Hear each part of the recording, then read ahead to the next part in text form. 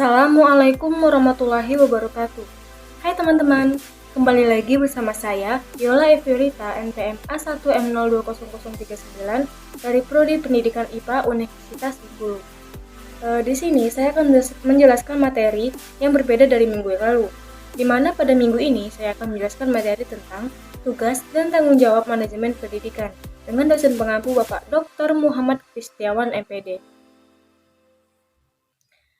Baiklah, sebelum itu perlu kita ketahui bahwa proses kegiatan manajemen dalam dunia pendidikan merupakan suatu sistem yang terdiri dari sub-subsistem yang saling berkaitan satu dengan yang lainnya. Kegiatan tersebut merupakan suatu kesatuan yang saling mempengaruhi. Nah, materi yang akan dibahas pada kesempatan kali ini yaitu ada 6. Yang pertama ada konsep dasar kepala sekolah, kemudian syarat-syarat menjadi kepala sekolah, ciri-ciri kepala sekolah efektif, tugas dan tanggung jawab kepala sekolah, fungsi kepala sekolah sebagai manajer, dan peran kepala sekolah. Yang pertama ada konsep dasar kepala sekolah. Secara etimologi, kepala sekolah adalah guru yang memimpin sekolah. Kata kepala sekolah berasal dari dua kata yaitu kepala dan sekolah. Kata kepala dapat diartikan sebagai ketua atau pemimpin dalam suatu organisasi, sedangkan sekolah adalah sebuah lembaga di mana tempat terjadinya penerimaan dan pemberian penjelasan. Kemudian menurut Syafarudin tahun 2005, tugas kepala sekolah adalah mempengaruhi, mendorong, membimbing, mengarahkan, dan menggerakkan guru, staf, siswa, orang tua, dan pihak yang terkait untuk bekerja dan berperan guna mencapai tujuan yang ditetapkan. Ada juga pendapat dari Wahjo Sumitjo tahun 2005 halaman 83. Beliau mengungkapkan bahwa kepala sekolah adalah tenaga fungsional guru yang diberikan tugas tambahan untuk memimpin suatu sekolah di mana diselenggarakan proses belajar mengajar atau tempat di mana terjadi interaksi antara guru yang memberi pelajaran dan murid yang menerima pelajaran. Jadi, dapat kita simpulkan dari pendapat para ahli tersebut bahwa kepala sekolah adalah orang yang memimpin sebuah lembaga pendidikan atau sekolah dan menggerakkan, memengaruhi, serta mendorong semua pihak yang terlibat dalam lembaga tersebut untuk mencapai tujuan bersama. Berikut ini adalah hal-hal yang mempengaruhi kepemimpinan kepala sekolah menurut Depdiknas tahun 1999 antara lain sebagai berikut. Yang pertama yaitu kepribadian yang kuat, yakni pribadi yang percaya diri, berani, bersemangat, murah hati, dan memiliki kepekaan sosial. Yang kedua yaitu memahami tujuan pendidikan dengan baik, karena dengan pemahaman yang baik, kepala sekolah dapat menjelaskan kepada guru, staf, murid-murid, dan pihak yang terkait. Yang ketiga yaitu memiliki pengetahuan yang luas tentang bidang tugasnya maupun bidang lain yang terkait. Dan yang terakhir memiliki keterampilan yang profesional. Yang kedua yaitu syarat-syarat menjadi kepala sekolah. Yang pertama, syarat-syarat kepala sekolah itu berdasarkan surat keputusan Menteri Pendidikan Nasional nomor 13 tahun 2007. Syarat-syarat menjadi kepala sekolah antara lain sebagai berikut yaitu kualifikasi umum kepala sekolah madrasah, memiliki kualifikasi akademik sarjana S1 atau diploma 4 atau D4, kependidikan atau non-kependidikan pada perguruan tinggi yang terakreditasi. Kemudian pada waktu diangkat menjadi kepala sekolah berusia setinggi-tingginya yaitu 56 tahun. Memiliki pengalaman mengajar sekurang-kurangnya 5 tahun menurut jenjang sekolah masing-masing, kecuali di Taman Kanak-kanak atau Raudatul Altaf memiliki pengalaman mengajar sekurang-kurangnya 3 tahun, dan memiliki pangkat serendah-rendahnya 3C bagi pegawai negeri sipil PNS, dan bagi non-PNS disetarakan dengan kepangkatan yang dikeluarkan oleh yayasan atau lembaga yang bersangkutan. Kemudian kualifikasi khusus kepala sekolah atau madrasah. Yang pertama, kepala Taman Kanak-kanak Raudatul Altaf atau TK RA. Berstatus sebagai guru TK atau RA, memiliki sertifikat sebagai guru TK atau RA, memiliki sertifikat kepala TK atau RA. Yang kedua yaitu kepala sekolah dasar SD atau MI. Berstatus sebagai guru SD atau MI, memiliki sertifikat sebagai guru SD atau MI, memiliki sertifikat kepala SD atau MI. Yang ketiga itu kepala sekolah menengah pertama SMP atau MTS. Berstatus sebagai guru SMP atau MTS, memiliki sertifikat guru SMP atau MTS, dan memiliki sertifikat kepala SMP atau MTS yang dikeluarkan oleh lembaga yang ditetapkan pemerintah. Yang keempat, kepala sekolah atas SMA atau MA. Berstatus sebagai guru SMA atau MA, memiliki sertifikat guru SMA atau MA, dan memiliki sertifikat kepala SMA atau MA yang dikeluarkan langsung oleh lembaga yang ditetapkan pemerintah.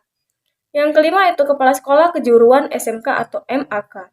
Berstatus sebagai guru SMK atau MAK, memiliki sertifikat guru SMK atau MAK, dan memiliki sertifikat kepala SMK atau MAK yang telah dikeluarkan langsung oleh lembaga yang ditetapkan ke pemerintah. Yang ketiga adalah ciri-ciri kepala sekolah yang efektif.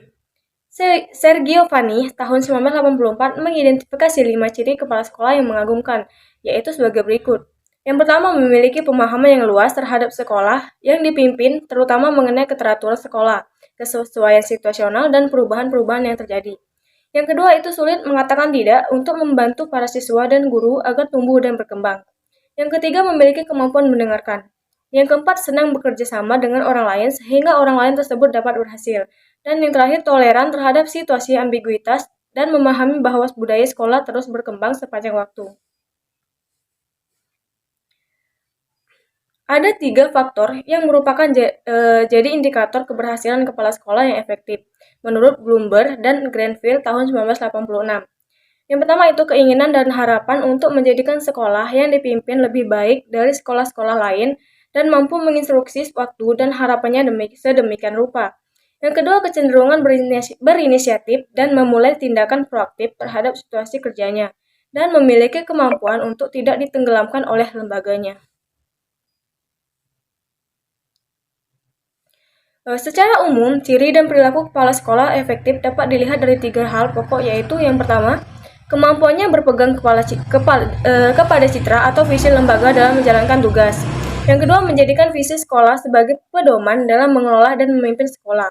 Dan yang ketiga, memfokuskan aktivitasnya pada pembelajaran dan kinerja guru di kelas. Yang keempat yaitu tugas dan tanggung jawab kepala sekolah.